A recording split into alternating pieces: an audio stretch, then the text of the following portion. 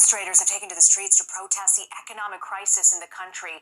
At least one protester has died in the unrest. The coronavirus has only added to the country's economic woes, with many losing their jobs in an economy that was already struggling.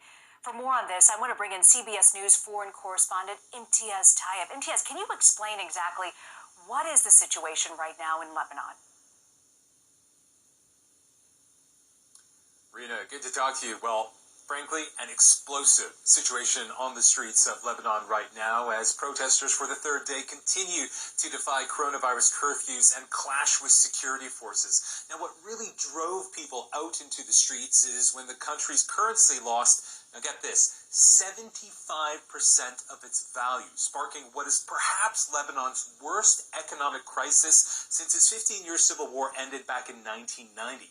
Protesters say they're facing hunger, they're facing desperation unlike ever before, and they're blaming it squarely on what they say is decades of corruption and chronic mismanagement on the part of their political leaders. Now, I should note that this protest movement first erupted back in October, but of course really ground to a halt in March after that coronavirus lockdown was put in place. But this lockdown really just sort of weakened this economy further. In fact, Lebanon's social affairs minister said, as of today, 3/4 of the country needs some kind of aid.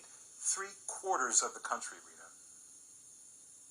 Yeah, I mean, that economy completely in tatters even before the coronavirus outbreak. Last night, we saw these protesters targeting banks. Describe for us what happened exactly. Yeah, I mean, again, extraordinary streets, not only on the streets of the capital, Beirut, but in the city of Tripoli in the north, the second largest city in the country, and of course the southern city of Sidon. This is where we saw protesters targeting banks and ATM machines and confronting security forces. All of it is rooted in the anger at the dire economic situation, which has seen an unprecedented devaluation of the Lebanese currency.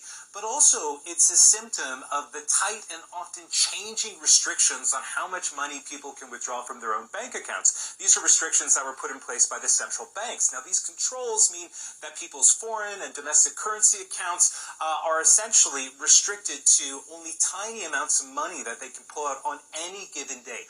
All of this has led to the panic and the anger that we're now seeing on the streets, which of course has resulted in scores and scores of people wounded and at least one person dead. How much of this, Imtiaz, can you put sort of a label on how much of this is a result also of the coronavirus outbreak?